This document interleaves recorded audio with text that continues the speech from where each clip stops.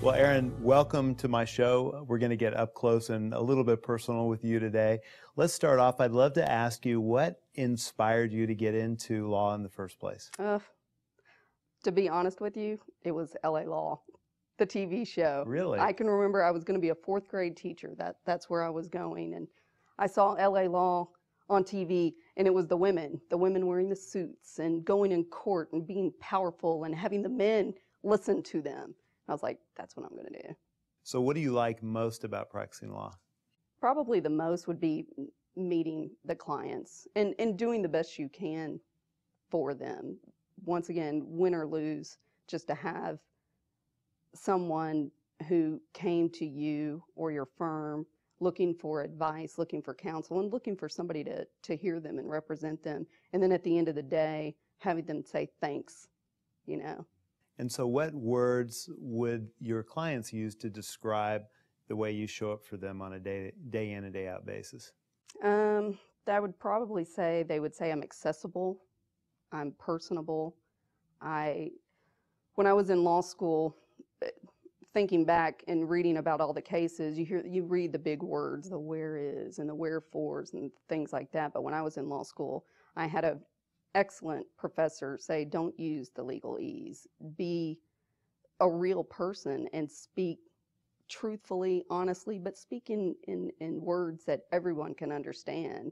And I took that, I do that, and I do that with my clients. I don't think that because I went to law school or because I have a couple of degrees, it makes me better than them or smarter than them.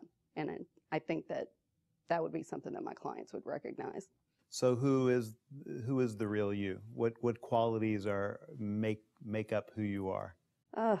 Gosh, I'd say I'm constantly evolving. I never know where I'm going next year, next month. 2 years ago, I would have told you that I wasn't ever going to have a child, and now I've got an 11-month-old. Oh, congratulations. 5 years ago, I would have told you I wasn't ever going to be married, and I was never going to have any children, period. I've got married. I've got a stepdaughter now, so I'm constantly changing and evolving. So what's it like juggling your law career and juggling being a mom? That's been real tough. Just being called a mother has been, eye-opening for me.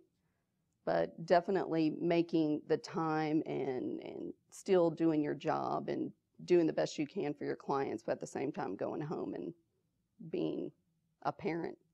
What's the most exciting part about being a new mom? Probably realizing that there is someone who is depending on me alone. It's one of the benefits of working in a firm like mine where there's so many people. I've got my clients and they are depending on me, but I've got a team that I can rely on. So it's not just me with my clients, with the baby and the children, it's me. And so what are you learning about yourself? I'm learning probably to be a little more patient. I am learning to be a little more cautious in my actions. I tend to go to the extreme. I'm a gambler, so I like to take risks. I've heard you're one hell of a poker player. I try to be. Probably not as good as my as people think I am, but I like the rumor. So the you that you are today, being a mom and sort of learning these new qualities with patience and so on, how's that showing up for you in your work life and making you maybe a little different kind of a lawyer? Well, I think I am learning to be more understanding of some of the experiences of my clients. Certainly not the most severe, representing people who have lost their children. I mean, that's tough. But not ever having had children, I was able to understand a loss. I've certainly had loss in my life, but not something like that. So having the baby and thinking about losing him for whatever reason certainly makes me more sympathetic to my client's loss. So I know you've been practicing law 10, 12 years. Has there been a impact moment for you along the way? There would be several, and it kind of relates to what I was saying earlier. Just having your client say thank you, or having someone say that they were proud of you, even if you didn't win. And I can think of one case in particular where I was definitely a younger lawyer, and Tommy was asked to represent a friend of his who was also a lawyer and well known in the community. And I thought to myself, oh my gosh, I'm going to have to work on this case and defend this lawyer. What do I know? I'm junior. And I worked on this case, and I worked on this particular document. We won the case by summary judgment, and this was my first. And I prepped Tommy for the hearing. I explained to him all the legal arguments that we made, and I didn't go to the hearing. And he called me afterwards, and he just said, I just wanted to tell you that that was one hell of a document that you prepared, and you prepped me very well, and we won, and good job. So what do you do best in law? I don't see myself necessarily as the lawyer for the people that I'm representing. I try to be their friend.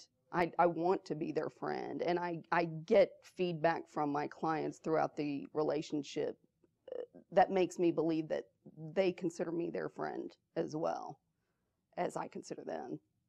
So I know you have the new baby, and you also have an 11-year-old. What's that like, being a stepmom as well? It's tough and rewarding at the same time. Going into a relationship and trying to build a relationship with a child and not overstep her mother or her father, but also not wanting to be a pushover and not setting an example for her that she can kind of run amok just because I'm a stepmother. And probably the biggest thing for me with my stepdaughter, Mia, is letting her see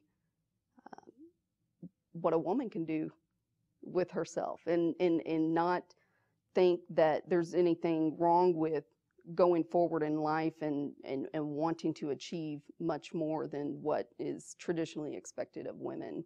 What words would she use to describe you?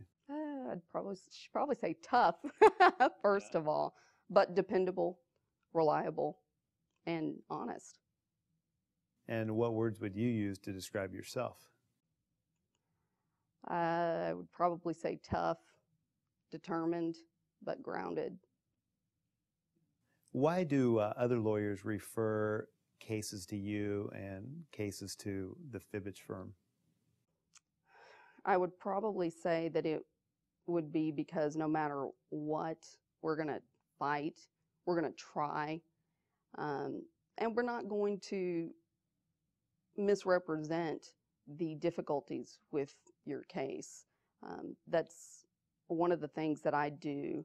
Some people could say it to a fault, but once I get a case and I do the research and I figure out exactly where we stand, I'm going to let the client know at the very beginning, this is going to be tough. I'm not going to misrepresent or try to make guaranteed results here. This is going to be tough, but we're going to do what we can. And Tommy's record speaks for itself, so I kind of get the benefits of that, definitely. And you grew up here in Houston. Yes.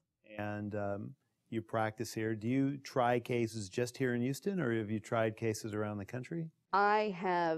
The cases that I have tried have been here in the Houston or San Antonio, greater Houston area, but I do have cases that are outside of the state, and some of those have, they've resolved, or they're just kind of getting geared up, so you never know. So when you're not practicing law and you're not being a mom and being a wife, what do you like to do for fun? I like to play poker a lot, a whole lot.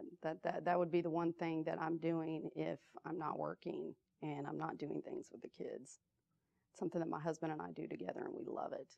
I would think that poker playing skills got to be a huge advantage while you're trying a lawsuit. They are, and vice versa, but definitely I have learned in poker not showing my hand too early in the game. We have a tendency, I do anyway, to approach lawsuits where I don't want to be combative with the other side unless I have to. But there's generally not a need. You've got your client's interest, I've got mine, and there's no need to argue over it. I'm not going to convince you of my side. You're not going to convince me of mine. But maybe somewhere along the way, we'll find a happy medium that will make both of our clients happy, or we'll go to court and fight it out in front of the judge and the jury. But having said that, you don't want to give away too much too early. You want to take your time, learn your opponents, learn the case, and figure out where you go from there. And poker's just like that. Are there women in your life that you're mentoring? I've recently applied to become a volunteer at the Houston Women's Shelter and get involved in this justice for children and defending children who have experiences somewhat like my stepdaughters. People standing up for people. And so how does it make you feel when you are in that volunteer mode?